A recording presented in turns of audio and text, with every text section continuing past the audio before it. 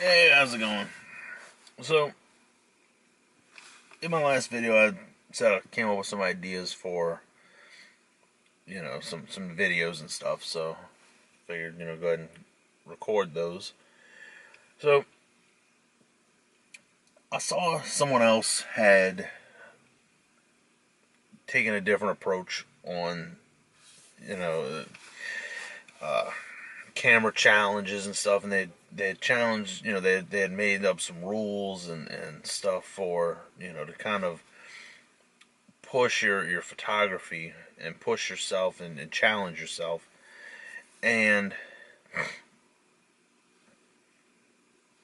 basically, what it was revolving around the Fuji cameras, and with the X100F, and I think with all the X100 series cameras, probably some of the other Fuji ones, probably some other manufacturers. But we'll look specifically at what the topic in his was that basically,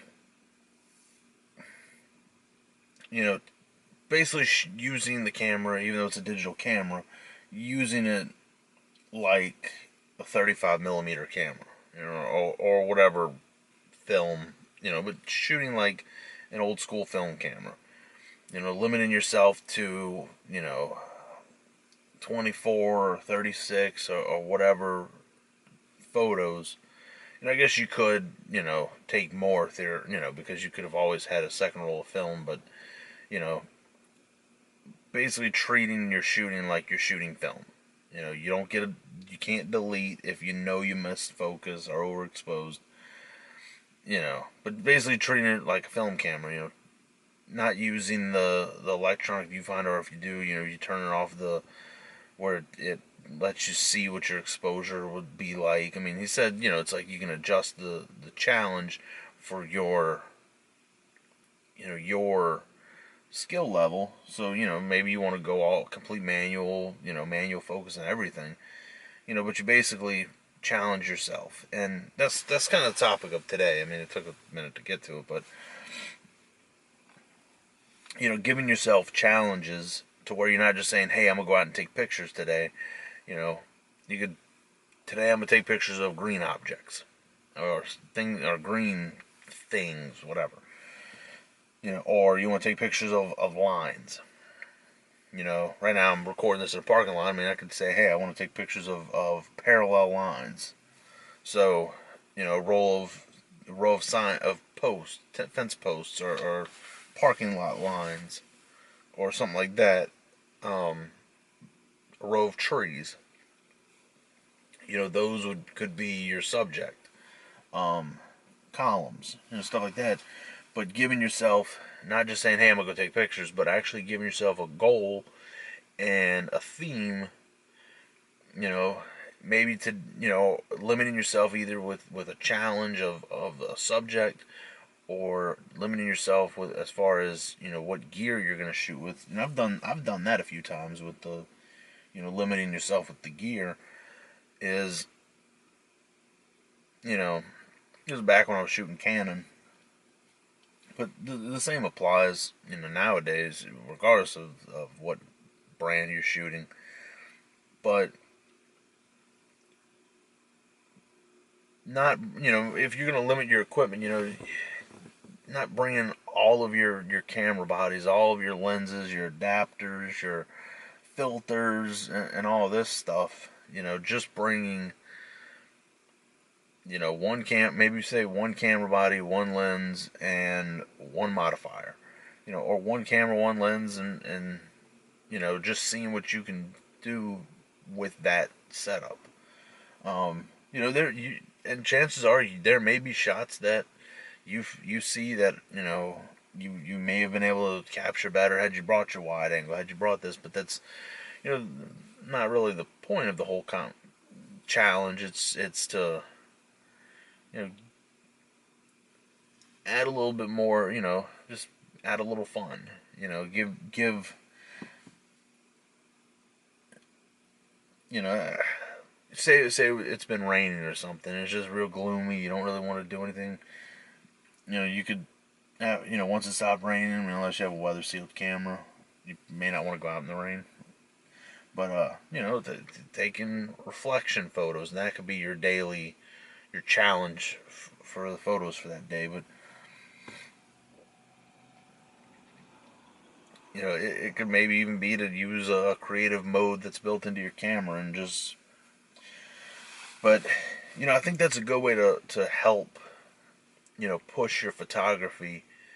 Is if you're trying to learn the exposure triangle and you're trying to learn exposure and or manual focus, where you push yourself to not just say, hey, your goal for that day isn't to take the greatest of all pictures. It's to say, hey, you know what, today I'm doing manual focus.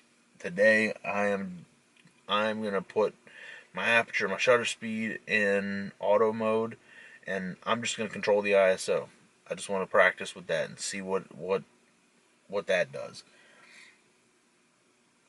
Maybe you want to do ISO and aperture, or ISO and shutter speed, and the first part you're just gonna put one in manual. The second part you'll put the other one in manual, and then after you've done both in manual, or after you've done each of them separately in manual, do them both in manual controls. But just giving yourself little challenges. I find even on vacations and stuff, I'll sometimes do that. I'll find something to go do, and I've even one time I went and stayed at the same place 2 different times, actually 3, I think.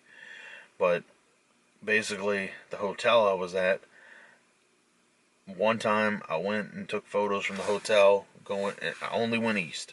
Went out of the hotel and walked east, and I only took photos going that way that trip. The next time I went back, I didn't go anywhere east to take photos. I didn't even.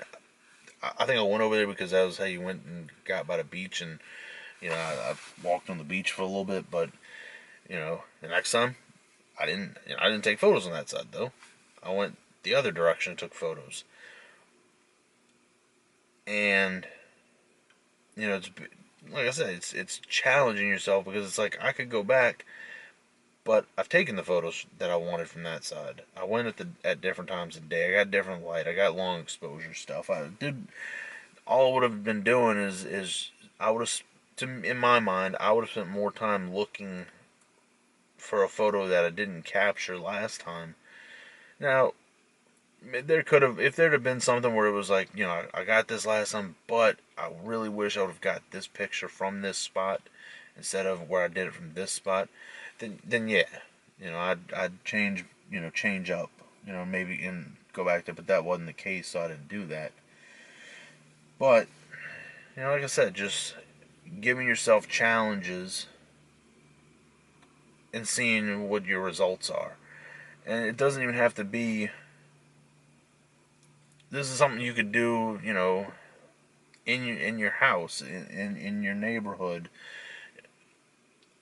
While you're out, taking the dog for a walk, you could come up with little challenges to push your creative self. And then when you go on vacation, you'll see things different. You may see things differently. You'll see patterns that look visually interesting. That maybe you wouldn't have seen before, because you did something where hey, today I'm only photographing patterns. So at the brick on the front of the building, that's or the checkerboard pattern on the floor, or clothing in shop windows or something. Something. Maybe rows of cars where it's a red car, a white car, and a purple car, and it's repeating.